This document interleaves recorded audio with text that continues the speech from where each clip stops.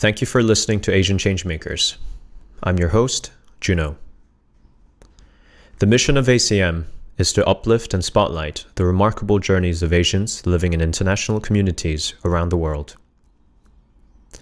Our aim is to engage in open, honest, and meaningful conversations that are personal, enlightening, and thought-provoking.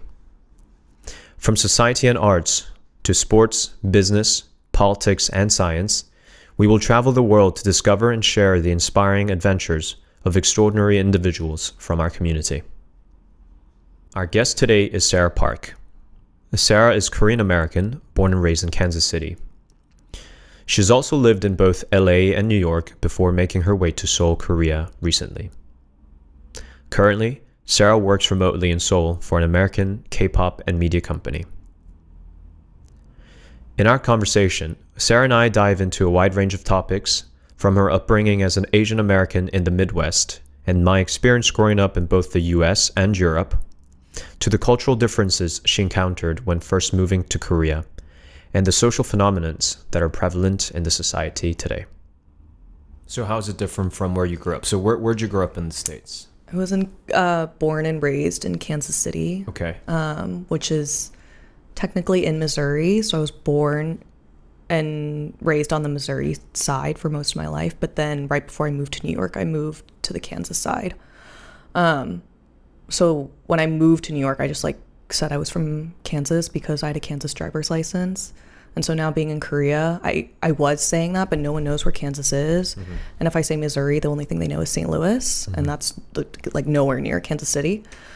So I just say New York to be easier now. But that's also because my family is all in New York or here. My mom is back and forth-ish between, or she was between New York and Korea. So, but there weren't a lot of Korean people in Kansas City. I think we knew all of them. Mm-hmm. But I really enjoyed growing up there. I feel like people have a lot of horror stories about growing up in the Midwest and being Asian American or in the South, and that's not to discount them. We definitely had, my mom owned a restaurant and had a regular customer who would come in and ask for the dog. What? Every time. Just because he thought it was funny. Oh. And my mom had to tell laugh. you similar story recently. So Combini, so my business in Scotland, we're launching a flagship in Edinburgh. Mm-hmm. And we put in some planning applications through the government portal, and it seems like a few press media picked it up, and they posted on Facebook that we were opening, and then one of the comments was hide your cats.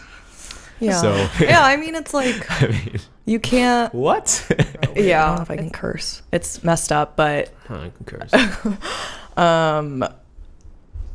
Yeah, I don't know. There's terrible people everywhere. Not saying it's okay, but anyways, there were definitely situations growing up in Kansas City. Is that in just ignorance, or is that just malicious racism? What is it? I honestly think when it's small town people, a lot of the time they don't know that they're being offensive. When it's things like that, they honestly think they're making a joke or even creating a connection of some sort. Maybe to I remember the guy's face. I feel like he thought my mom and him were friendly. Mm-hmm. And he thought he was just poking fun at my mom. And there's also another layer to it where it's my mom's not Korean American. She's Korean. She doesn't know actually what's considered offensive or not by American definition terms, right?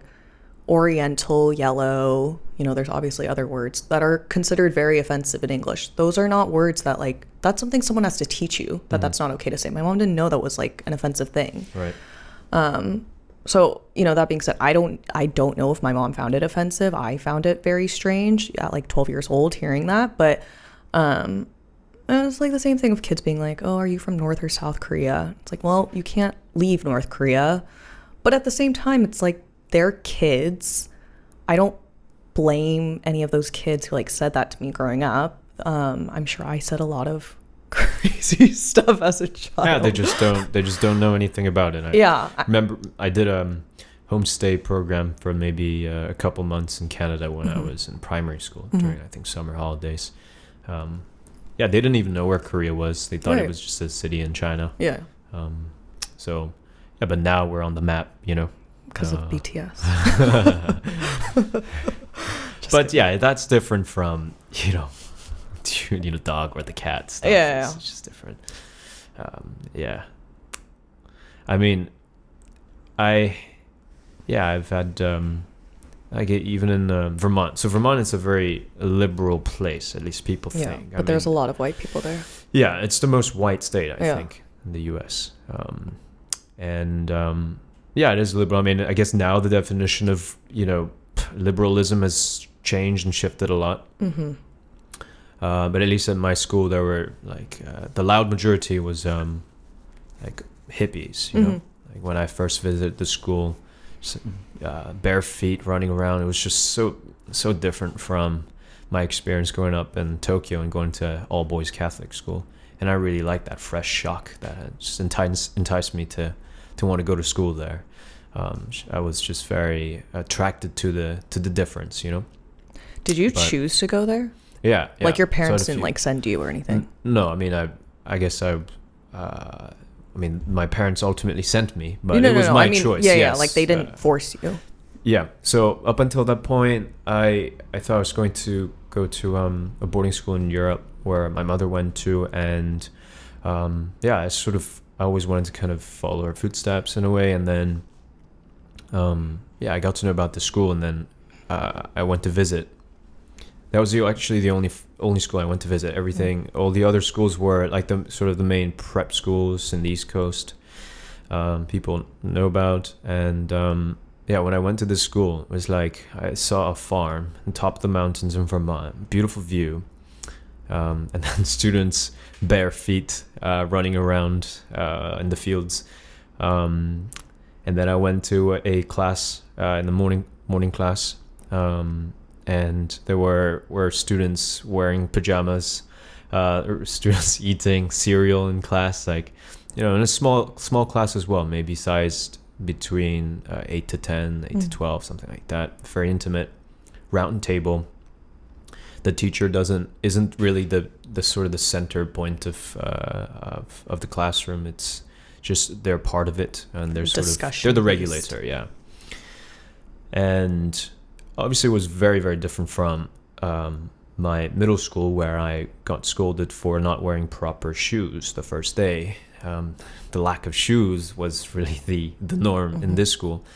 And then I went to lunch at KDU. It's the school cafeteria, and they had salads. They had peanut butter jam, jelly, and white bread. And that was it. Like, what is this? And apparently they do like well, they do, I think maybe once or twice a year or something like that. They do like a special putney. They called it the putney special. My school is called the putney school. Yeah. And I think the story was that they wanted to continue to remember what times were like during the Great Depression or during the war times. I think it's like ration food and stuff like that. And yeah, it was just like I would have never imagined the school would do something like this, and and then even just seeing students just so freely coming to the morning class and casually having breakfast and stuff like that. I mean, not the nicest thing to do, but still, you were just so kind of open-minded, maybe in a way almost borderless. It was a fresh shock to me, and that was a great appeal. And I heard that every student had to work and contribute to the ecosystem in the school. So you had to work in a farm at least once meaning like the entire semester, as a credit before you can graduate. So if you don't have the farm credit, like, you can't graduate, for example. So funny. That's so Kansas. Yeah. And we didn't have exams, tests. So in a way, it didn't prepare me for standardized testings, but it did give me an opportunity to. So we have these things called project weeks. So instead of taking tests, you set aside maybe 2-3 weeks in a semester, and you do 2 projects. One which is academic, so it has to relate to something you're learning academically, an academic module related one, and the other is just free, completely free to choose. yeah, like you had students making medieval armors to like help giving cows give birth, like building an old car to like yeah, doing like a finance project. You know, you had all kinds of projects, and the ultimate goal was to first, I think the school kind of worked as a platform for asking as many questions as possible, being as curious as you can, helping the students kind of ask the right questions about their interests, about the life, about the world, and the school helping you kind of through the process of finding answers. Or and for project weeks, it was about creating a project based on your pure interests and helping you create something of value at the end. So it's not like you're just doing it because you like doing it or you're curious about it, but it encourages you to have some sort of a final product, to get to some sort of a conclusion.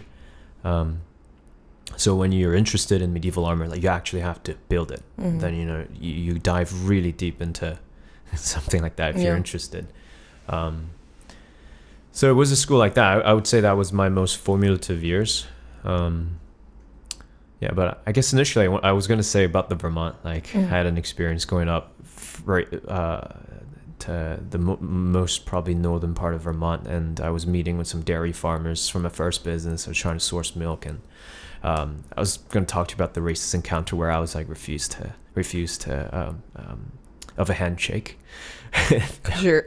They wouldn't shake your hand? They didn't shake my hand. But you like put your hand out? Yeah, I put my hand out. He shook my partner's hand, who was like, you know, in his late 40s, a white Vermont gentleman. And yeah, I was so confused because that was the first time I've ever had something like that happen. So, and I was only maybe 17. What did you do? Did you like? I just like, well, I thought he initially just, you didn't see it, or maybe no, but it was so obvious because he first shook my partner's hand, business partner's hand, and then obviously it was my turn. But nothing happened, and I had my hand right there in front of him. So I got in my business partner's truck, and then I told him I think he refused to shake my hand. I was like, what do you mean?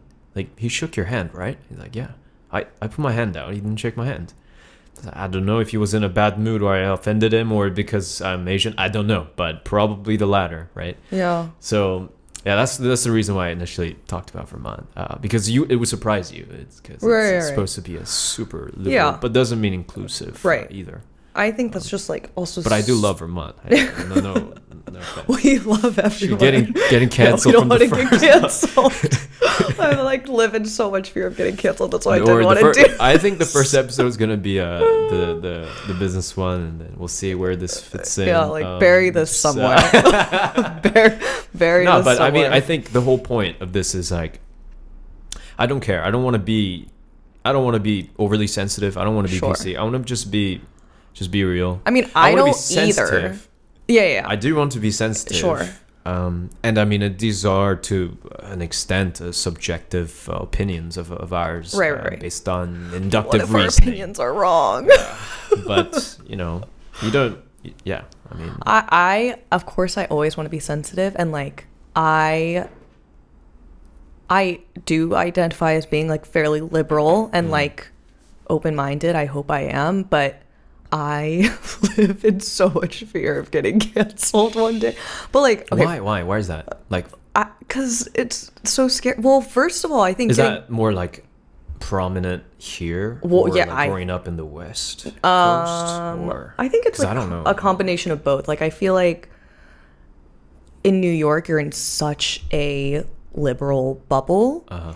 And it's so common, even at work, to talk about politics, and especially when, like, you know, big elections coming up, or during, like, particularly, I remember during, like, like, I don't know if you know who Brett Kavanaugh is, but it doesn't matter. Anyways, there were, like, these Supreme Court... Sounds Irish. There were these... Here it didn't sound, I don't need to get into it. Supreme Court, right? Yes, it's not worth getting into. But just like, there are these big political moments where it's very divided between Republicans and Democrats, right versus left, and working in New York, it was so common, at least at the company I was at, to be, everyone was on one side, to be so open about it, right? But I feel like that's something you learn before you start working, is like, oh, don't talk about like religion and politics and like XYZ at work, or like when you meet someone new, for example. But it was so common in New York, even just on a first date, when you're meeting someone for the first time, everyone identifies as being very liberal. And because of that, I think sometimes if you stray a little bit, or you say the wrong thing, or you learn that something cannot be said anymore, which I am fine with. Like, if there's a term that's offensive, I don't want to say it. Like, I never want to be someone who's trying to push all these idioms. I feel like I'm losing the longer I'm in Korea. I'll push the envelope when it comes to terminology. I'm fine accommodating all that.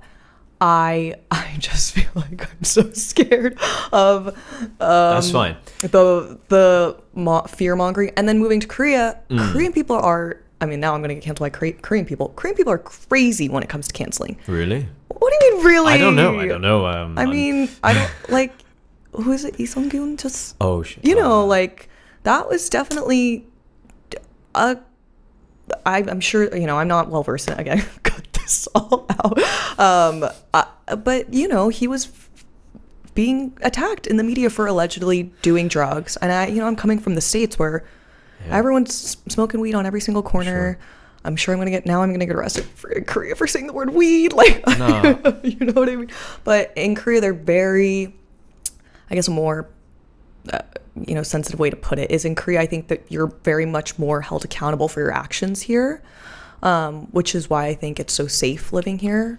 I think there's definitely, I'm sure we can find pros to it. Sure. The con side is that, you're held to almost an unachievable standard, I think, living here. And just being a human, you're not able to, you're not able to achieve the standard that everyone's setting for you, like at least being a notable person. So I'm not a notable person, so it's fine. Like, you can try and cancel me, but like no one's gonna care. I don't know what. Maybe it's the size of the country, Korea, geographically. Sure. Maybe it's the fact that we're stuck between two great powers of Asia, China and Japan, historically speaking. Maybe because you're gonna get canceled for that now. maybe because I'm not afraid. I mean, I can't do this project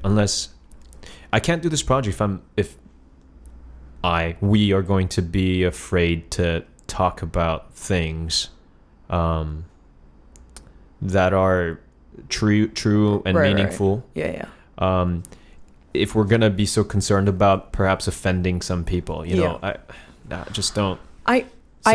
I also think, though, like, there are just certain personality types, and like I feel like I don't think that's a target audience. Let's just say that. Yeah, if sure. you're gonna be offended, yeah. You know what I mean? Yeah. Then like don't watch it. Yeah. But that's so much easier said than done. Like, sure. I am so, like, my friends and I always joke. I live in Scotland, so you can try to cancel me. Come to Edinburgh. The country. It'll be defending what my about fortress me? from I'm gonna be left here. Kansas City. Maybe. Yeah, Kansas City. No. Flee back to New York with all the liberals. But my friends and I always joke that if our texts ever get leaked, like, we're done. We're done for. Like, that's it. But it's because, I don't know if you're on TikTok, but like, TikTok is wild. Like, is it? PC does not exist on there. Like, people are saying the most outlandish things in the comment section. Like, the comment section on TikTok, you should get on TikTok. Well, Kumbini has TikTok, and it's just fresh, but I don't personally go on TikTok. Like, yeah, I mean, well, you shouldn't, because it melts your brain. Like, this is why I can't. Instagram Reel is like melting enough to me. So is it like much worse than that? Well, Reels is basically TikTok. It's just that it's coming on to Reels like a week or two later. Okay. But the comment section on TikTok is, people are wild. They're so mean on there. Everyone is so mean, but it's so funny. It is so good, which is why I feel like, probably a lot of comedians could speak to this much more eloquently than I can. But part of being funny is like saying things that are going to be a little bit offensive. And, if you're among friends, like people you're close to or whatever, you're going to be making a lot of jokes and riling each other up to the point where someone's going to say something that's a little bit too far. But because you're all friends, because you're in like a safe environment, you can laugh it off. That being said, there's some things that just should not be said ever, right? Like there are words that should never be used, groups that, you know, are, there's just like things you just should not be saying. I'm not saying that you should just say them just to get a laugh out of someone. And if someone's laughing at something that shouldn't be laughed at, I think that's not okay. But also I think the older we get, like we're not super young anymore, the more out of touch we get as to what's okay and what's not okay. And so that's why I live in fear of a camera being on and a mic being on and me saying something that I didn't realize that Gen Z had decided is not okay or not. Are you Gen Z? I don't know what I... Or are you 1996? 6. So same age, millennial. We're the cusp of right. the millennial era. Yeah. But... So we're good. So we're allowed to say everything we want without getting canceled. Is that the consensus? Yeah, going back to the whole thing about the canceling culture in Korea. Yeah, so I was saying maybe the fact that we were under an imperial rule. Maybe because we were occupied by Imperial Japan, and those times obviously we're always like, you know, checking on our neighbors. We're, you know, dunchi. Like how do you say that? You're always kind of being cautious, a little bit cautious, looking over your shoulder, that kind of thing. Then we had long years of dictatorship too, so maybe that contributes to kind of holding people accountable. And judging mentality in a way. I just find the fact that we have the highest, we invest the most per capita in youth education, yet we also have the highest rate of suicide amongst youth. Like that, those two trends shouldn't go together. And I feel like Korea as a society has grown so quickly over the past few decades. I mean, we were receiving UNICEF, help and funding after Korean War, and one of the poorest countries on earth, and then now we're one of the wealthiest. But I feel like we've grown so quickly. Maybe we've left a few things behind. You know? I absolutely feel that. And the example of the actor, Lee Sung-gyun, is I don't know. I just find it really sad. No, it's. I mean, terrible. okay, let's just say that you did do drugs or you did do all the things you're alleged to, like. That doesn't affect me. So why would I put why do you care? Why would I persecute you publicly? Why would I hate you so much? It's your life. Right. If you're endangering yourself and your relationship with your family, that's the responsibility that you have. Right. And you'll be held accountable in your own way. Like, why am I so... It's the lack of yo-yo, you know? Yo-yo is like the peace of mind.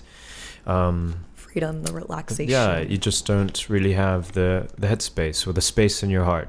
Don't really have the sense of peace. Yeah. Because it's a competitive environment. Right. I mean, I think perhaps the answer lies somewhere there, you know? Yeah. The fact that we've endured dictatorship, the war, the colonial, all these things, but life had been very, very difficult, and still to an extent for a lot of people. It's a very lonely, competitive, high stress life, and that's what the data shows. Right. And I think ultimately you like yo-yo for that, you know, yo-yo, you like the peace, peace in your heart and your mind. And I think that, that's probably something that, for example, the Japanese, the society, have a lot more of in general. I think at least when I was living in Japan, that was a major difference, right? You know, like people had to, the Japanese government, I think at some point had to encourage people to stand on both sides of the escalator, because the escalators were all tilting to in one angle, because everyone's lining up in the same same place. Yeah, they are very polite there. Yeah, and a lot of value put into etiquette, into not causing burdens on others. You know, when you go into strangers' home, you say "ojamashimasu," which means I'm about to bother you, I'm about to burden you, which is like you already acknowledge that, and so that changes your attitude entirely. that's something that I really admired about the Japanese culture and society.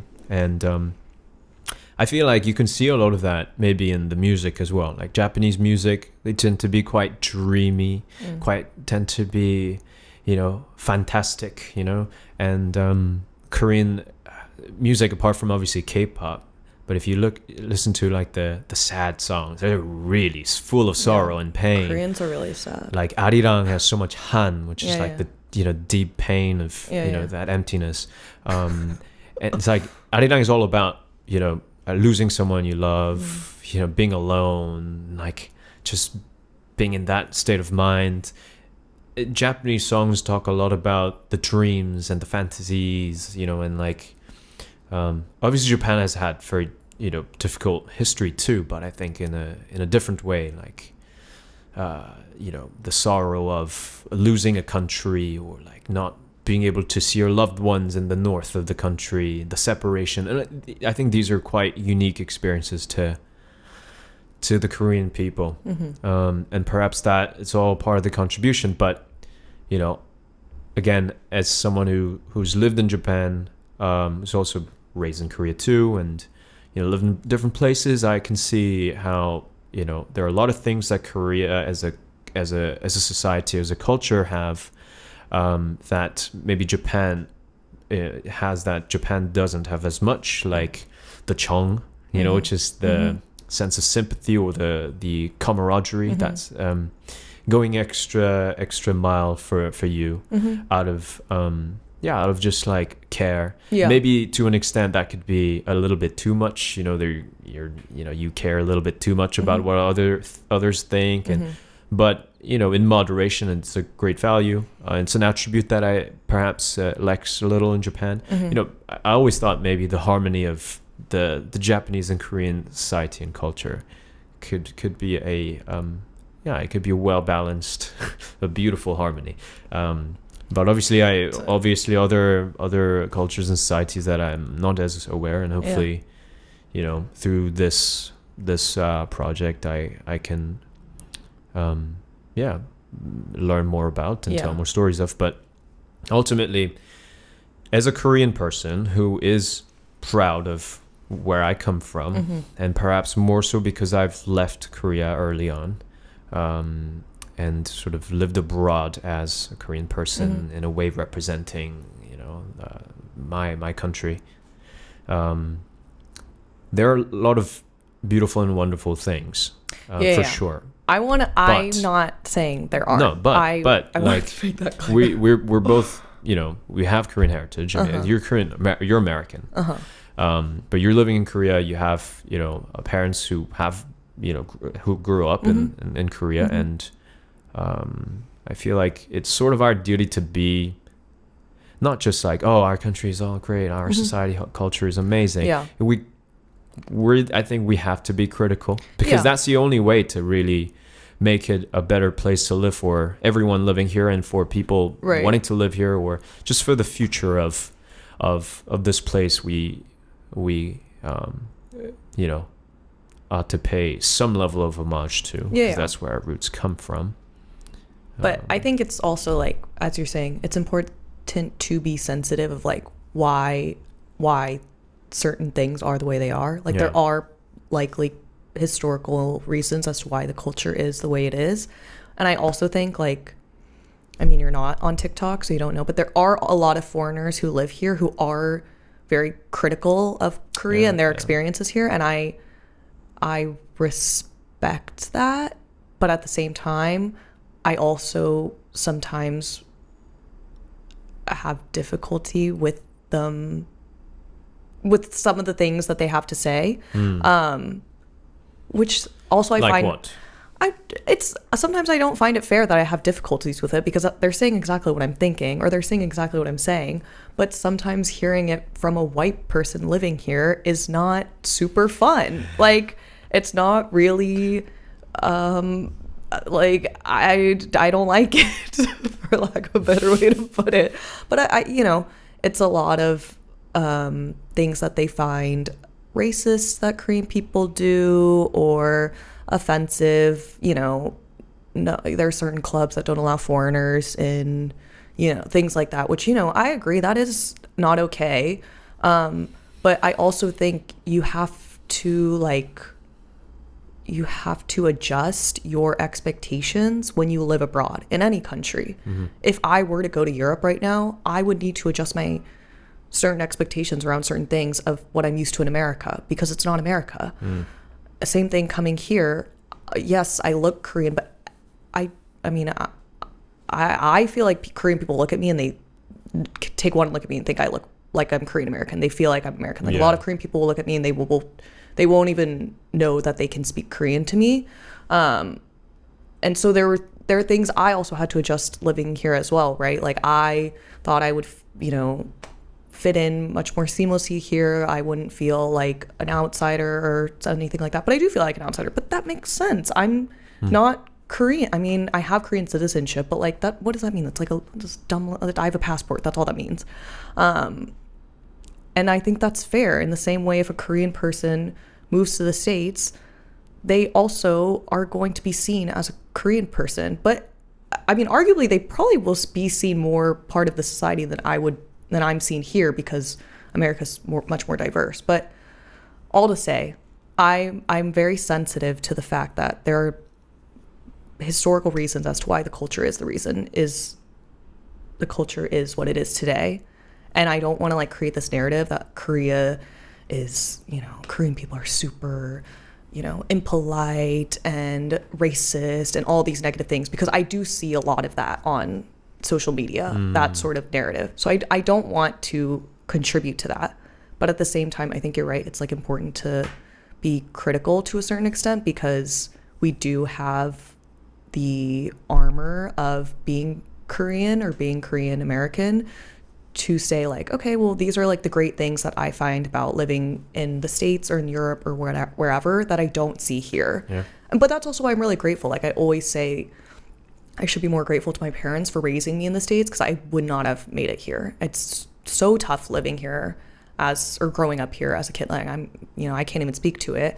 But you know, even in this neighborhood, you see like the kids coming home from Hagwon and stuff, and it's so late, and like no and it's Hagwon culture it's so sad. Yeah, it is very sad. But I didn't have to grow up that way, and I'm very grateful for the fact that I didn't have to grow up that way. And that, you know, my mom was hard on us for, you know, not hard, but you know, she made sure education was really important, made sure we had extracurriculars and things like that, and I was very grateful that she gave us that opportunity. But at the same time, that's something that it's like more than I have to be grateful for. It's not something that's really given here of like that.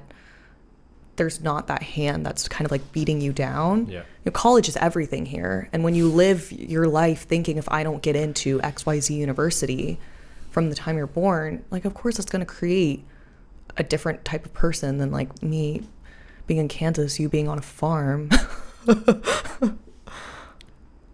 I think, in a way, looking back in our modern history, we ought to be proud of the accomplishments of Korea as a country and the Korean people.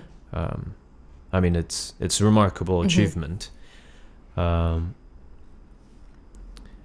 I think, in a way, it's a privilege to be able to talk about these sociocultural matters and be critical to an extent, because it means that, you know, Korea as a country is not solely busy just trying to make ends meet. If day-to-day life is near impossible, then I think how could you know, ask questions and be critical about the softer things, of the more human things.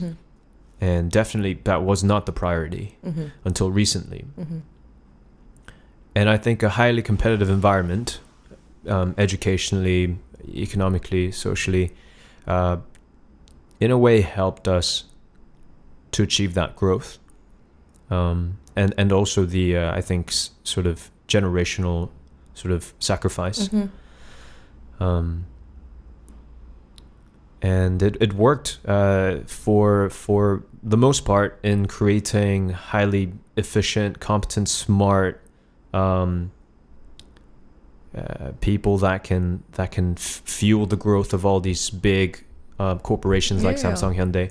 I mean, they were perfect employees, you know. And in a way, now the shift is needing to happen because we are seeing the symptoms of all that stress and the competition and the fast growth that we've seen in the past decades. Now is the time to rethink about our values, of the human values, and maybe reassess what's most important to each and every one of us. Like maybe quality time with family, for example. That's something that I don't think most Korean kids grow up with. Because you're so busy spending so much time in hagwon and these extracurricular activities, mainly all academic. You don't even prioritize the time with family as much because you're just so goal driven. For what reasons? No, for the reason that everyone is goal driven. Maybe that shift is happening, and we see more of the kind of creative outputs that do come out.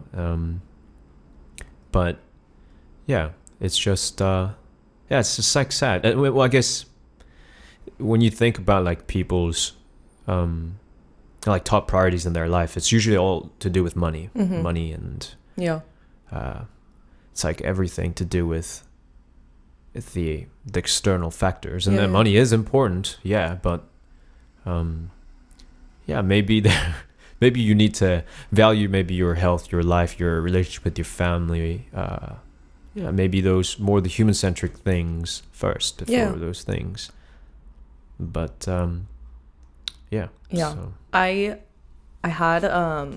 studied abroad in Prague, and I had this NYU professor who he was from like San Francisco. He's like a white American guy, but he had been living in Prague or the Czech Republic for I think like decades at that point.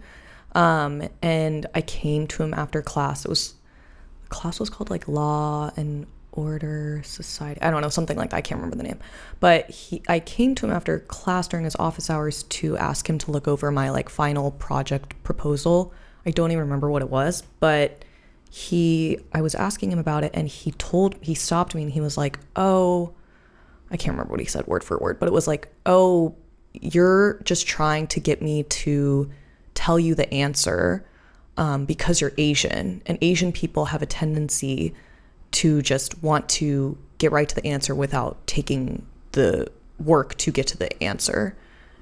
And I remember being so taken aback and confused because he was like this. Was he Asian or? No, he was a white guy. Just like a totally normal white guy. Like brutal. And I think if you don't really quite understand what he's trying to say, maybe you could even think, a little bit offensive. No, I was super offended. I was super offended. I was also like 20 years old. I don't know. It was like my sophomore year of college. And I just like ended the meeting. I left really quickly, and I thought about it a lot more. And I told one of my guy friends who was also in the class with me, and he really liked that professor. This guy was also a white guy, and he was like, oh, well, like, you don't understand, like, he was just trying to say this and and was trying to reason with me. And then I guess he told the professor, and the professor after class one day, class had ended, but like everyone was still gathering their things, and he just like asked me over to his desk, and he was like, oh, I want to apologize for the other day that came out wrong. But it was in front of everyone. So he was apologizing to be in front of all these people, and I was like... But did he say that in front of you initially? Just yourself, or in the class? No. Like, the class had just ended, and like... So it was just one-on-one? No. Everyone was still there. Oh. So people were like packing their stuff up. Okay. And I was obviously super embarrassed, and so I just was like, oh, that's fine. And then... The first time he told you the first time... It was just the two of you? you? Yeah, it was just us two in his office. Would... Yeah, and then he apologized to me in front of everyone, which was super embarrassing. And then I thought about it more, and I just decided to like write it in my like professor review. You know, there's always like you do reviews of your professors at the end of the year. At least at my college you did. And so I just like wrote in my review that I had a really negative experience. And then I told my advisor when I went back to New York, I told my advisor, and course, you know, NYU is super liberal, so they're like, oh my god, this is so but of course nothing happened. Like I checked I don't know why I thought of this. I checked the other day and he's still teaching there, which like shows how petty I am that I literally checked. But the reason I thought about it just now is because I still find it very offensive. I still find it very racist. I still do not think that was like an okay thing to say, especially to a student. That being said, I kind of understand what he was trying to say. I don't think it had anything to do with me because I went through the American school system. That's not something I relate to at all. But I do think I see a lot of, you know, it's exactly what you're saying. Like the Korean school structure and the culture around schooling and education here is so much so like there is one goal, there's one answer, memorize your way to get that answer. It's not like, you know, the boarding school you went to, for example, where it was very discussion based. I went to like a private high school in Kansas City that was, I mean, a lot of people have their own issues with it, but I found it very great in that way where I did feel like we were able to have more discussions, more thoughts, more outside kind of thinking involved versus just like being thrown a textbook. So I don't think it was fair for that professor to like say that to me. That being said, I do see that here. Like there isn't a lot of straying outside the lines, even working here. Like your boss tells you to do something, and if you find that thing not unreasonable and just like not productive, you know, in America you'd be like, oh, you just ask like, oh wait, why do you want me to do that? You know, in a respectful way, you'd ask for more context. But here you're not asking why, you just do. Roger. But yeah, it's like, and if you ask, that's considered offensive. And that's something I didn't know when I first came here. And I ask a lot of questions. I'm full of questions. I realize that's like not something that people are really super open to or as used to, I guess, here. But I understand why. Like it's fully a cultural thing, and I'm very grateful for the fact that like I was kind of exposed to a different culture growing up. Well, I think that kind of approach is what helped us build this economy, because you needed a productive workforce, and if everyone was just busy asking questions all the time, right, totally. So you know that works. I think Japan's the same. You know, very similar. Yeah. But yeah, I mean that has worked for us, but it's not working for us anymore. Right. Because you can see through the symptoms. Yeah. That society is suffering. I think that clicked. So let's take a toilet break. Oh, let's do that. Take an ear break. My earrings are killing me. Well, I just think there's so many different English dialects. Honestly, you've like said a few words and I didn't know what you were saying. What? Because of your accent. Like today? I don't have an accent. What accent do I have? You definitely have an accent. Are you serious? Truly, I'm speaking. Truly don't have an accent. Yeah. Well, what accent do I have? It's like a very subtle, like leaning.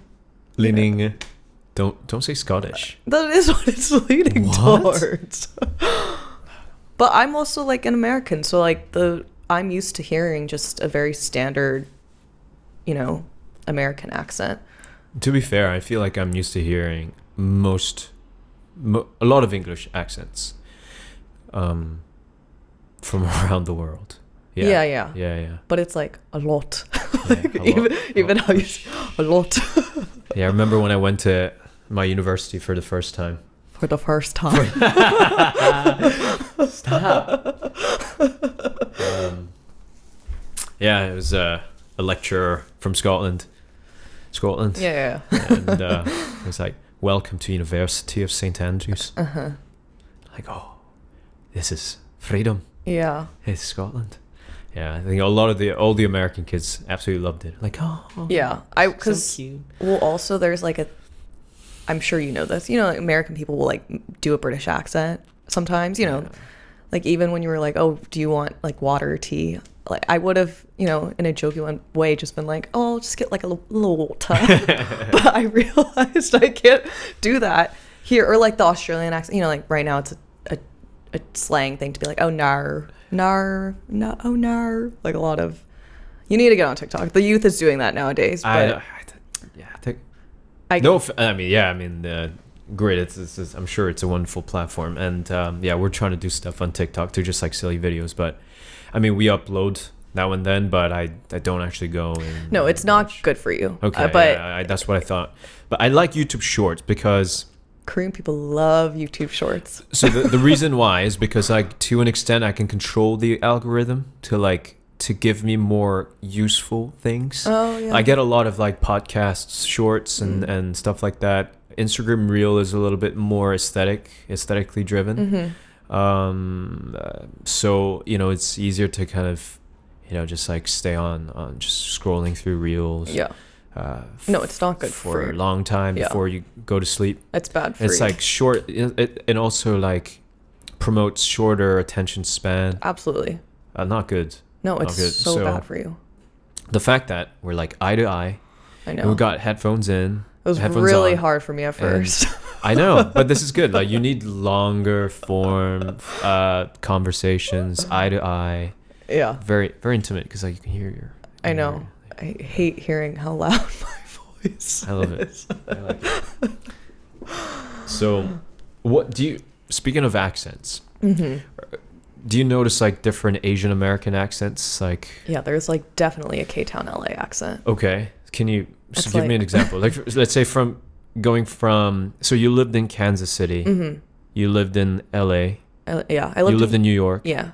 Mainly those three cities. Yeah, LA, I was only there for like a year and a half, and then the last 6 months I was being like sent back and forth from Korea for business trips. So it was like a year plus some, and then New York I was there for like 6 or 7 years, and then Kansas City I was there from like 0 to 18 until I moved for college. But since I'm the youngest, my mom moved back to Korea when I moved to New York, and so I just say like, you know, most kids in college in the States, you know, for the summer breaks, holidays, they'll go back to where their parents are, but I just stayed in New York all year round because my sister's there as well. So New York now I really identify as home, but the LA Korea town accent is like very specific, and I'm probably gonna get canceled, but I feel like it's like they do a lot of like you know, like Korean people do that. They're like, oh really, like their tongue. So like Korean, Wait, they have a bit of Korean accent when they speak. a little, it's very slight, and like okay. like they'll do that, or sometimes they'll like drop particles like a and the. Sometimes But these they'll are like drop. second, third generation Korean Americans. Yeah. Okay. But I also think do you know who Dumbfounded is? Yeah. Like he talks about that on his podcast. Like it is a very particular thing. So I hope I'm not being offensive by saying it like other people have said it. But I think it's very particular to LA. But I also think LA has a very particular accent. Like people make fun of like the Valley Girl accent and you know, all that. And there's just LA's so diverse. Obviously New York is as well, but LA is so diverse that I feel like that comes with, you know, such a diverse place with all of these people from so many different backgrounds. Like obviously they're all going to talk differently. What about some Asian friends and that you've met in Kansas City, or Asians living in Kansas City? I feel like a few of them who were really good at whatever language their parents spoke had a little bit of an accent that I would notice. But I also think this is not like me trying to like brag or anything. This is not something to brag about. I think I'm really particular and not particular, like sensitive to people's accents because I think because I find it interesting. It's not like a bad thing. I just think it's cool. But because of that, I feel like when I switched schools in 6th grade to like a private school in the area, and that's where I met honestly more Asian kids. And I still remember being really surprised talking to some people who I became very close friends with. But I was like, oh, you were born here? Like I was shocked. I was probably being super offensive. I was shocked that they were born here. Yeah, I was born here. You know, Kim's convenience. No, but You don't talk to me like that.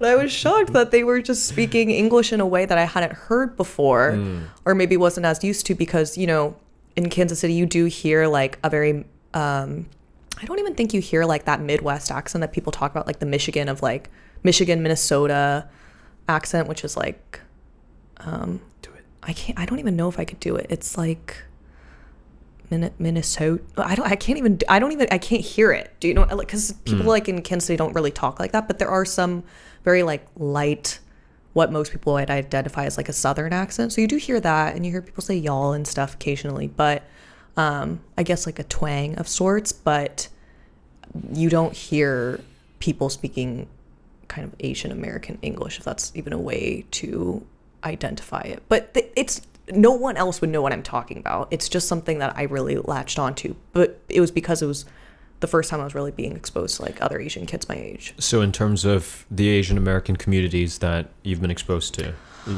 in Kansas City, in LA, in New York, yeah, how are they different? And I guess growing up in the States, like who are you closest to? Like you had a Chinese American friend, and so in Kansas City, we went to like a Korean Catholic church. And so that's where my mom, really found community. Right. But that being said, most of her friends' kids were really young. So there weren't a lot of kids that were around my age that I could really talk to. So I don't think I had friends there, but we had a lot of family friends through that. But the church was almost an hour away from our house. Like it was very small. The community was still super small, but my mom's still very close with some of those women to this day. And then in LA, I guess then I went to New York. Growing up, I didn't really have any Asian American friends. I had like one or two probably in high school. One of my closest friends in high school was half Korean, half American. So, I was close with her, and I still keep in touch with her, but most of my friends were white. In Kansas. Yeah. Or like people of color, but not Asian. And then in New York. And how was it growing up as an Asian American person in Kansas? You didn't really feel the difference? I mean, I definitely felt different. And I look back on things and I realize now that things that people did were offensive. Yeah. But at the time, I didn't know. Sometimes I growing up, I forgot like I was Asian. Like, yeah. I mean, I wasn't in the West until I was maybe 15, 16. But yeah, I mean, I've lived more than half of my life now in the West. Especially in Europe, sometimes I just forget I was Asian until recently when I've finished my national service in the Marine Corps, and then coming back, I really feel Asian. Yeah. You don't notice it until much later. Right. You kind of. Yeah, and like, I feel that like I definitely felt different growing up, but I also think people romanticize this kind of victimhood of growing up in a small town and being different. And I really had like a very good childhood. Like I look back on growing up in Kansas City with like a lot of fondness. I definitely, there were definitely messed up things that people did or said, but I'm also like, if I didn't know at the time and I wasn't hurt, like, I don't want to feel bad about it now, because I didn't feel bad about it at the time. But I feel much more different here.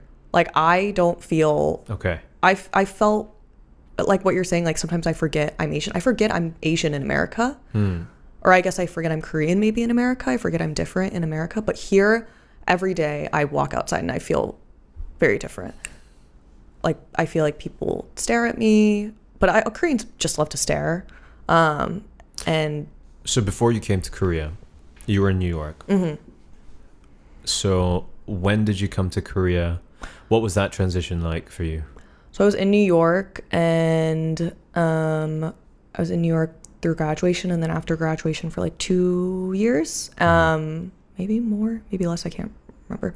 And then COVID hit, and I quit my job and decided to move to Korea because I like didn't grow up speaking Korean. So I decided to move to Korea to learn to speak Korean. So I just did like all the universities do like a foreigner program. Were you still working in the same industry when you were in New York? Yeah, Is it entertainment? It was like in media. I was at like a media company. I had a lot of experiences working at that company that I don't know if I really want to get into. That people just had made some unsavory comments about me being Asian, In New York? Yeah, like What? yellow and like COVID, things like that. So in your company. So because of that, I really wanted to pivot into something to do with Asian America, uplifting Asian American voices. Definitely, that was like the moment when I felt like, okay, I am Asian. Yeah. I'm not taking this crap anymore. Yeah, And I felt more proud of being Asian, and in a way also protective of that identity, because it was the same in Europe. It was really bad. Yeah. There was like there was a cover of Time magazine during COVID years. There was a picture of a drawing of a woman, a mother and a little child, and I think on a New York subway platform, and like they're both looking around. Like, it's like that was the thing. I believe it was his actual cover. Yeah, it was, and that pretty much sums up, I think, the experience of a lot of Asians living abroad, in the West, particularly. I mean, I've been called so many times COVID or China, Xinhua, so many times. And that's definitely, I think, when I felt like, oh yeah, I am Asian. Yeah. And I'm you're definitely confronted with it at points living. I've honestly heard it's like kind of, people have said it's worse in Europe than it is in the States, but I don't. Said it's worse in Europe than it's in the States. Which I don't know who's to say what's worse, whatever. It's not like a competition, but yeah, I think my like straw that broke the camel's back was like some guy was like, oh, if we should be worried about anyone having COVID, it should be her. And I was like, okay, I'm over this now. Just a white American person. Yeah. So after that, I really just like got very like 빠져 있는. I'm sorry, but like we are quite. I mean, we're obsessed with cleanliness. Asians are very obsessed with cleanliness. We're taking bath all the time. We're showering every day. Korean people are so clean. OCD about like just the shoes in the house. Yeah, shoes in the house. Outside clothes on the bed. Yeah, especially the Koreans love to do sauna. And just bathing all the time, right. And Japanese the same. And like Korean people, Asian people have been wearing masks forever. Like I've never seen white people wear masks until COVID. It was it's sort of an expected thing, sort of a norm growing up in Japan. If you're sick, during COVID, people were wearing masks to protect themselves from the diseases. From the disease. In Japan, growing up, I was taught to wear masks when I'm sick to prevent others from getting sick. So you wear the mask to not burden others. Right. Instead, obviously, during COVID times, it's the other way. To protect yourself. To protect yourself. But in Japan, that was like just a thing. If I'm sick, I put on a mask. Right. Because which that's is just not a the thing. yeah. Here. And come on, we're not saying we're the cleanest people, but we are definitely Korean people are super clean. Yeah, and also super clean. Yeah, at least people living in Seoul, Tokyo. Whatever that being said, we don't shake hands. We bow. Yeah. So I don't know how that's gonna sound. Yeah. Anyway, so that guy said that, and then I guess like while I was unemployed in New York, I was living at my sister's apartment, and I got just like super into Korean things like dramas and BTS and all this stuff. Like I didn't grow up really super into it. Like I would watch a drama here and there or like a yening here and there, but I got super into it during COVID because there was literally nothing. I mean, New York was terrible when COVID first started. Like you would walk outside, no one would be outside. There were refrigerator trucks full of people on the street. It was terrible. It was super sad. So obviously I didn't really want to be in that environment. And so I looked into it and I was eligible for Korean citizenship. And so I decided it would be a really good opportunity to, timing wise, to move to Korea and learn Korean. So I came, learned Korean, and I was planning on doing like a grad program out here because I just like had quit my job and I didn't know what I wanted to do career wise. So I was like, why not delay it more and spend more money? And so you moved here by yourself initially? Yeah, but my parents were living here at the time. So I moved in with them. And then I was planning on getting my own apartment. And I don't know if you were here then, but COVID was really not bad in Korea because they were really regulating it. There was like 2 COVID cases a day. And so I was planning on moving into my own apartment. And right when I was about to do that, it started spiking again.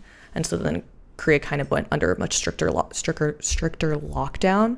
So I was still living with my parents, and then I got a job offer from a Korean American company, so something like very much in line with what I was looking for. But the requirement was that I moved to LA. So I was in Korea for like a little less than a year, and then within like 2 weeks I had to move to LA. And then I was in LA for a little while, and then because they were sending me back and forth from Korea so much, they fully moved me out here in December. So now it's been a full year, but I'm not with that company anymore. But that is like how I came to be here. So like total, it's been like a year plus the 10-11 months I spent during COVID. But during COVID, I feel like I wasn't really living here because I was living with my parents and I wasn't like talking to anyone. So in New York, you were working in a media company. You're working in a media company here in Seoul as well. It was like a K-pop media company. Okay. Yeah. So similar industry. How was the experience different working in the States as to here in Seoul? I don't know if I can talk Unfiltered. about it. Yeah, I wouldn't say it was... And no one was blaming you for COVID here, I'm guessing. No. Okay. It was just... They would probably have been a little bit more cautious that you were coming from the States. They probably thought you were bringing guns, germs, and stuff. Yeah. I was bringing much worse things. I guess just like working for an Asian American... Oh God, how do I talk about this?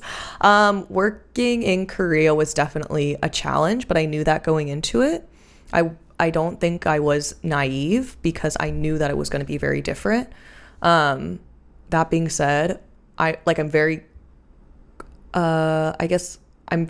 glad I had that experience because I feel like, any new experience you learn a lot from, but I'm also very happy to be out of that environment. I don't think it was the best environment for me to be in.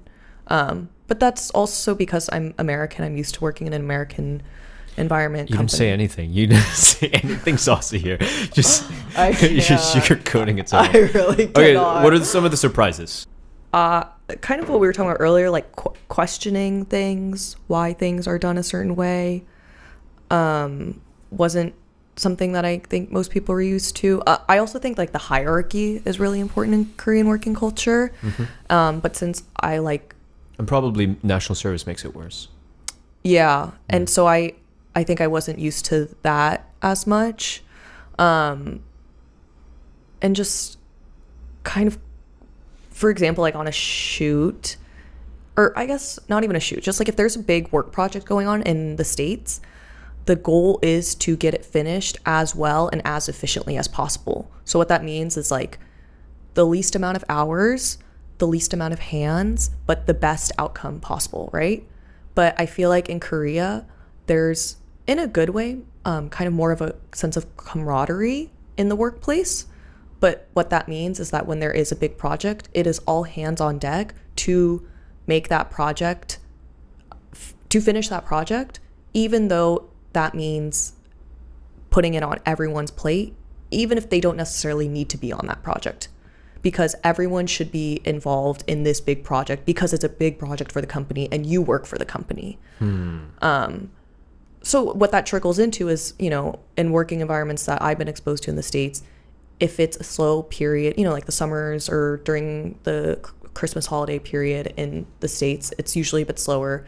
So people, will leave a little bit early or take a little bit longer of a lunch or, that sort of thing. And no one has an issue with that. But in Korea, it's much more regimented. You're in your desk at whatever, 9 or 10 a.m., whatever it is, and you do not leave until 6 or 7 p.m., whatever that designated time is. And your lunch is from 12 to 1, and it is not to be taken earlier or to be taken later. But in the States, you come in 9, 9:30, 9:45. You have an early meeting, you come in earlier. You have more work, come in earlier. Leave late, leave early, whatever. Like 알아서 해. More like self-managing. Your work is your work, and that's you should figure that out on your own. But at that same time, like I've never taken lunch in the States. Like I eat lunch at my desk. Yeah. Everyone eats lunch at their desk. Yeah. Like of course you can, scroll on your phone occasionally while you're eating your lunch, or maybe like, you know, look at some things that don't necessarily have to do with your work for that day, but you're eating lunch at your desk. Whereas here it's like, you know, even if you walk around this neighborhood during lunchtime, everyone comes out. Everyone's out. Yeah. Like that, the 9-1 food court, I went at 12 today and I was like, I was going to go. And then I was like, it's going to be very busy. No, I went and I immediately, where'd you go? What is it? Oh, yeah. Yeah. Well, because I was going to go to Najugomtang. Because I wanted to have love Najugomtang. And then like I went in by myself and it was just like full of just employees. Oh, and I was really? Like, I'm going to, because I I just felt like I don't want to eat lunch alone. With all these people. So I went to Chunchu because there weren't too many. They're really nice. But I'm a Komtang person versus Solongtang. The Najugomtang is really, everything at Najug is really good. We went to Good Morning Vietnam in Seoul. Where's that? It's like right next door to my apartment. It's like connected to my apartment. Okay. It's very good pho, but like very no frills. Like they're very mom and pop style. But anyway, they're just Group cultural lunch. Yeah, differences. Japan's the same. Yeah. I've worked in a company once. Did an internship during university in a large, in corporate venture capital, in an energy company, huge energy conglomerate, very old company. So very regimented, very traditional, but working in a very innovative team. So it was an interesting mix. And yeah, I mean, it's starting from like maybe my experience getting in the elevator each day. It's like all the female staff, the employees, were holding the button. You know, it's like they're on button duty every day, and I'm like, oh, you know, they don't even give me room to like press buttons for them. You know, it's just like, you know, which floor are you going to? You know, okay. And then it's like if I'm getting up the same floor with them, I'd just like wait and keep the door open and say please. Yeah. And you know they're like no. Yeah. It's like, but I was also an intern. Maybe I didn't have the intern vibe. Right. Yeah. Loud body language, all this. But the gender thing is definitely a huge difference. But it wasn't like in a negative way. It was just like the separation of roles and responsibilities. Right. It, you know. But still I do think it's negative. Still didn't you know resonate with me. Yeah, of course. And ultimately it took me a couple of days to try to like get them to leave first. And it was like the moment of like it's like the first step you take, and it's this is womanhood. This is feminism. and also like, you know, the hard working hours and late working hours and all these things. And I think it's the value was put into not my team, because my boss he's Hawaiian American, absolutely amazing, serial entrepreneur, very creative person, just kind of lets you do whatever you want. So the entire office, like they all had Windows or like ThinkPad, and then we're like all Apple, just like our team. But anyways, so like during lunchtime they would turn off the lights for people to sleep. You're encouraged to like sleep. Right. And then some days of the month, government regulated, at 5 or 5:30, 1730, they do this announcement saying everyone must leave. This is a government regulation, you know, based on the government regulations. Turn off all the lights. Can't work. And there's some people, you know, with the work desk lamp and still working, but it was like they were forcing people to do that. Wow. And yet still, you know, they're obviously looking around if their seniors still around, all these things. But I noticed that regardless of whether you were productive and you got the work done, you still had to look busy at all times. Yeah. And maybe that's the difference, you know. Yeah.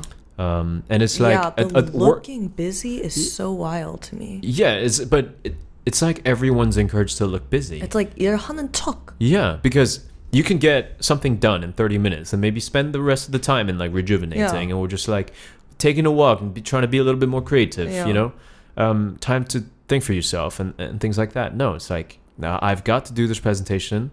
Let's say work on this. I'm going to do that for 3 hours, regardless of when I finish. Yeah. And you guys just look busy. Yeah. And like, I found that very interesting here of like 바쁜 척, like very pretending to be busy. Is that something that's like said in the office? No. But like, did you just know? Yeah. Like Okay. I can tell. But I also don't think it's not just work. It's not just work. I think it extends to like Everything. Yeah, a lot of people are so like, I was so like 정신없어 today. But it's like, were you really 정신없어? Like it seems like you had 정신. Like, like it seems like you were fine. But I feel like I don't know if that's just being in a city or I don't know what that is. But also, in the same way, like if critiquing Koreans in that way, critiquing Americans, they're very good at pretending to be nice. Koreans or Americans are so good at pretending to be nice. So like every culture is pretending in whatever way, shape, or form. But yeah, I found that very interesting of like kind of the all hands on deck culture working here, and then also the kind of, oh my god, I'm drowning. I have no complaints. I never thought I'd want to live in Seoul. I don't know why, but I don't know, maybe the first 12 years of my life I spent here, and then after that I never came back here, only to visit very, very briefly. But I think something changed after my national service.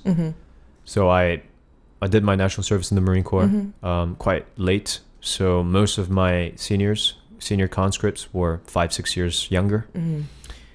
I think that's the first time I got a full exposure to the Korean society through youth coming from all backgrounds in the peninsula. And yeah, I feel like I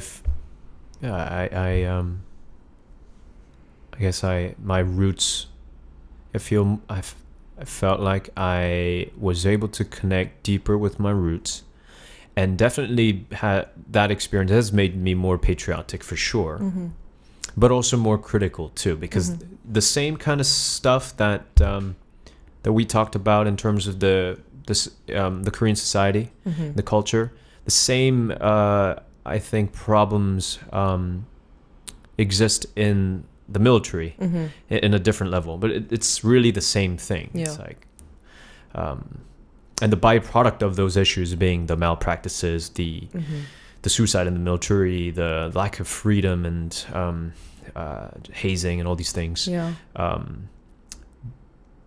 But it's just also a problem with conscription in general. But yeah, and after my service, going back to Europe was very challenging, because I felt like as an adult, it was my first time really experiencing Korea, or even Seoul, because even when I was in the Marine Corps, although we don't have the freedom to leave the base, or we barely get to use our phones and all these things, but I worked my ass off to get as many bonus holidays as possible. So when you're rewarded with like these bonus holidays, I'd probably made like I broke the record for like the most number of bonus holidays received in my unit, at least in the Marine Corps. And I spent all of that in just obviously being in Seoul. And yeah, my experience as an adult in Seoul was just so much fun. And yeah, it's so fun living here. So fun, amazing. The food is great, beautiful things. Yeah. Joyous so things all around. I love this neighborhood. Yeah. Hannam-dong is my OG, OG town where I grew up, where I was born and raised. And yeah, just like the blue sky. I mean, no offense to Scotland, but the winter is tough. Really tough. I remember just like coming back from Scotland just a couple of weeks ago, and it was a blue sky. Actually, even a little bit of clouds, and as long as I can see sunlight, I'm like so grateful. Right. Yeah, just like, yeah, but yeah, I don't know. I'm at a point in my life where I've grown a lot more appreciation for the things that I grew up with, for granted. And I love Europe. I love the energy in America. I do miss being in America, but it's like, I think as I grow older, I'm trying to create more of a reason to come back. Not necessarily to move entirely, but just to be here more often and to create more of a bridge. And so hence this project as well. But yeah, for me, like, I don't know, the medical system, medical care. I'm thinking about all these things, the future, you know, sort of want to be somewhere around here. Maybe Yeah. Tokyo, you know, maybe Seoul, I don't know. Yeah. Definitely being an older person here, I think. And what do you think? Like, do you feel like... I don't know. I think You like know. my first 6 months here was like really, really tough. I was like definitely gonna probably go back to the States is what I was thinking. But the longer I stay here, the more I feel like I'm able to kind of overcome the little things that I really, really didn't like when I first came. You know, it's such small things of just personal space. You know, Koreans aren't really They're big. very touchy and yeah. No. They- The oh. opposite. They aren't touchy, but like they aren't big on like chicken. Like they're not big on like making sure your personal space is Respected. respected. Yeah, that's what I meant by like But- touchy. And stuff. But oh yes. But You know, like Japanese person would never be like, oh, mona, and then you know Yeah. what I mean? Like, But I'm okay with that. Like, I'm Okay. okay with like, oh, like we're like talking and laughing and whatever. But it's more like on the subway, people Yeah. are so pressed up against each other. Like, you know, but that's just like the population and But the cars available thing, I no? will say, New York, you're on the L train like at 9 a.m. or 5 p.m. Like it is just as packed. No one's touching each other. Oh, And like touching each other. like your Okay. your arm, you're holding Yeah, onto right, the thing, right, and right. your armpit is in my face, like touching They're not my as face. worried about. Yeah. Yeah. And it's more, you know, there's like little things like that that were really hard for me, you know, or it's you're getting out of a subway and people will just like push, or a crowded elevator and old ladies will just push you. I'm like, you don't have to push me. Like I'm getting off too. Like, there were yeah. just things like that that were really hard for me when I first moved. And I feel like the longer that I'm here, the more that I'm able to just kind of be like, okay, this doesn't need to ruin my day. This is how things are done here. I don't need to, you know, accommodate that. Like I don't need to conform to that, but I can understand that that's how they do it here and just like move on. But you know, I love how clean it is. New York is so, I mean, LA is so dirty. Yeah. New York is also not super clean. I love how safe it is. I don't have to worry about, honestly, I had no idea where we were going to. You were like, let's meet in front of this place and Yeah. we'll walk to another place. And I was like, I don't know this person very well. I don't know where we're going, but I'm not scared because like nothing bad is going to happen to me. And if something bad happens to me, like there's CCTV footage everywhere. You were seriously thinking about all those things. But I think like living in New York, you start considering Sure. things, and but I mean, my point is that I wasn't worried because I'm not worried about anything living here because I'm not really scared. There's really not a lot to be scared. There's no guns here. I mean, obviously there's crime here, but it's nowhere near as bad as it is in New York. So I do think the longer I'm here, the longer I'm able to enjoy it.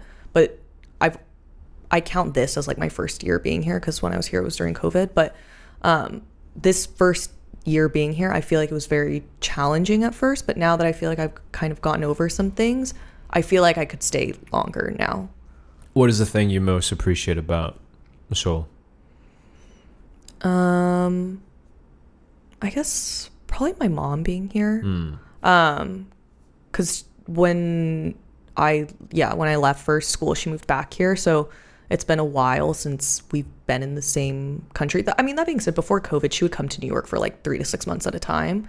But it's nice being able to be in the same country. I mean, she's like at my apartment right now. Like, it's nice that we're in the same place. That being said, I'm sure, like it was her birthday recently and I wrote in her card, like, 엄마만 고생해야지만, like she's the one who has to work so hard with me being here because she does have to do so much more stuff and like do things just because I'm her kid and she feels obligated. But that being said, I think both of us are very happy to be in the same city. So probably that, but I also, I really appreciate the safety. I think safety is probably like very close to that. Yeah. I really love not being scared. And I think in New York, it's not that I'm scared of people. I'm scared of seeing a rat.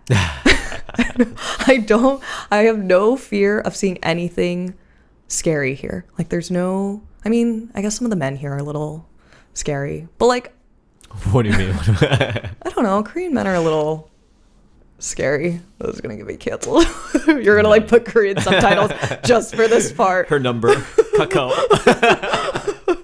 But they're a little. Didn't someone get stabbed this morning? Didn't some like political candidate? Political candidate get stabbed this morning? Like I just feel like that those things happen everywhere. Like sure. I mean, you remember when Abe got shot? I mean, Abe, Prime Minister Abe. Oh yes, was shot in Japan.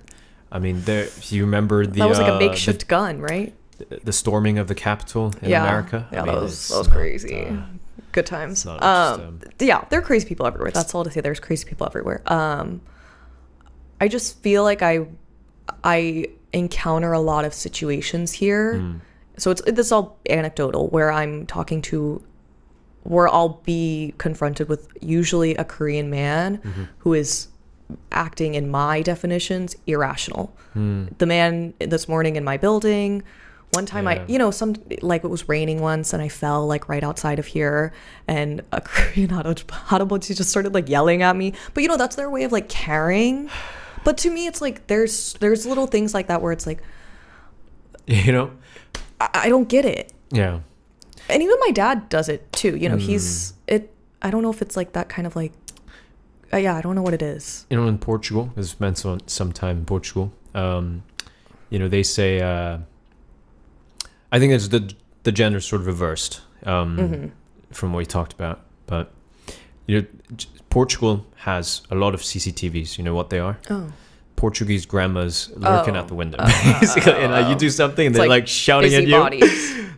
Once I got a parking ticket in Lisbon and right in front of her house, and she was just shouting, yelling in Portuguese. I don't know what she was saying, but she's just like wouldn't stop for the entire time I was waiting for someone to come and unlock my car. Yeah. So maybe a little bit of that. There are crazy people everywhere. I'm not trying to disparage a whole country or a whole gender, but I will. I mean, the gender disparity here is it's like the third worst in terms of like developed countries in the world or something. It's like something very terrible like that. I mean, fact check me, but it's just like being a woman here is not the best. But I also think very for sure chauvinistic. Yeah. I think I've always thought Korean women are quite strong and they're very outspoken. At least my experience. Different from my experience in Japan with the people of Japan. I think both countries are quite chauvinistic. Found Japan to be a little bit more in your face. And I think that the fact that Korean men have to serve in the military and give up 2 years of their 20s. Yeah, they're definitely angry about that. They are angry about it, but maybe it also helps with I don't know, in terms of work opportunities. I mean, you got like entire like generation of Korean men like going away for 2 years. That does open up a little bit more, I guess, availability for the women to try to find. I guess I would be interested in like the numbers on that because isn't it like most CEOs here are all men, right? I like most when I was working here, I feel like I was working with a lot of men. I think that was like a big thing too. It's probably changing now because of I don't know, we did have national service. I mean, national service I think probably contributes in a positive way to an extent. At the same time, actually, I actually think it's not a good thing that only men have to serve. And not because like, I did my 2 years in national service, why aren't women serving? No, because the responsibility of national defense should lie on every citizen and not just men. There are clear physical differences. So I'm not saying like everyone should serve the Marine Corps, and I've seen amazing female infantrymen in the Marine Corps and leaders too. But my point is, I think the sense of kind of responsibility of national defense should be shared amongst everyone. And I think we should look to contribute together in some extent. Give you an example. I actually don't think conscription is great for people. I don't think so. If you can avoid active duty conscription, great, I think. I don't know whether it is viable for us to go away from conscription to just a professional military. But I sure do hope so, because I've seen a lot of bad negative symptoms of forced military service during my conscription, seeing how deadly it can be. I mean, like a Marine, a conscripted Marine committed suicide in my division during my service. And like, that's, one life lost that didn't have to be lost. Like, there are severe problems still existing. And I've seen, and this is in the Marine Corps. There was a guy in my boot camp where he had really bad back problems, and yet he still was forced to do his national service, and so he decided to just challenge himself to the Marine Corps. And I think oftentimes the boys, Korean boys, apply for the Marine Corps because that allows them to start their service a little faster, because you can apply for like specific date. If you get in, like, you're reserved that slot. As if you're just waiting around for the random army slot, then like it could take you a couple of years, for example.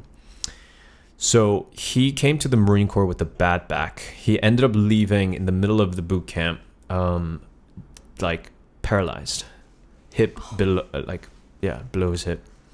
And like, there are probably more physically capable women and physically sound women that could, share that responsibility, so that Korean boys who aren't fit mentally or physically to serve aren't forced to serve because of lack of personnel. And I don't even know whether we actually do lack personnel, because a lot of these conscripted, let's say, soldiers go and do like nothing. Like they go and clean like bathtubs. And you know what I mean? That's not a necessary personnel. Right. We need to rethink the whole thing. But if there is war and we have to protect ourselves and our family, then regardless of whether you're a man or a woman, you should be able to know the basics of how to do that. And so perhaps, we should try to make the active duty part professional, but the basic boot camp, basic kind of military training, because there's a difference between military training and then active duty, which is like you're actually serving, so you're mobilized. And there's a big difference. So perhaps we should all learn the basics of the military sort of necessities of a national defense. Then encourage both men and women to go active duty, but like make sure that you have the right environment and right incentive to go professional, because right now, like, it's not a great place to do 2 years of your time. You know? I mean, now they're trying to raise the wage and all these things, but so I guess my point is that it's basically, my thought is, a responsibility of national defense should be shared amongst every abled person in a country, if conscription is necessary. And regardless of conscription, I think that some level of basic military training is helpful, even if it's like just kind of learning how to save someone's life when they're shot, or wounded. Like those kinds of basic knowledge. I don't know. Maybe that's in a way to kind of bridge them closer, because I feel like we are drifting farther and farther away. Even just my sister's generation, she's 7 years younger. Like, she had a phase where she just like hated men, because and I get it, but I'm also like, that's not good. Just kidding. It's like, it's not good. You don't want to be hating women as a man and hating men as a woman. We're all so that's the point. I don't know if that makes like But I mean, I have like I don't know anything about it. Like, I'm not, it's such a big issue in Korea right now. I'm not well versed on I cannot speak to it at all. That being said, I know a lot of men in Korea are very unhappy with the fact that they have to do it, and I think there are some men who feel a little bit of negativity towards women. For not doing. Yeah, because they don't have to. That's the wrong approach, because you don't want to drag someone down to the thing you don't want to do yourself. Yeah. Like, that's not the point. Right. You shouldn't want anyone to have to be forced to do military service. Right. That's if I had a magic wand, that would be the thing. Like, Right. No one should be forced to do it, because also serving in the military should come with a sense of honor and purpose. You choose to do it for a greater reason, not because you're forced to do it. And maybe that's also why we're not people complain about military not getting the right respect from people. But if in Korea, and the thing is, if you're forcing everyone to do it, and everyone has a really bad experience. I had a great experience in the Marine Corps, although it was challenging and was like hell at most days. Right. Then, like, if everyone's being forced to do military service and they don't have great experience with it, why would you have respect for the military? Yeah. So in order to change that, I think we have to change our approach to conscription and national defense. That's my thought. Yeah. No. My dad was in the Marine Corps as well. He speaks very fondly of those times, but he also, I think it was super challenging, I'm sure. But I mean, those days. Yeah. I mean, I can't imagine. But I think I think he liked it. I don't know. Anyways, I think that's time. But time. Yeah, thanks so much. Yeah. If you're so eloquent, so I'm not. I could like hear myself saying like every other word. Shaking myself internally, but that is you as well, even though you have an accent. Even just kidding. In spite of. I think when I get serious, I have a little bit of an accent, and then I think when I first saw you, I had more of an American accent. I don't think so. Okay. I've not heard an American accent. Well, yeah, it's wonderful to meet you. You as well. A couple weeks ago. Yeah. But thanks for doing this, and yeah, let's keep in touch. And absolutely. Yeah, best of luck to everything you do. You as well. Yeah. Have a safe flight back. Yes.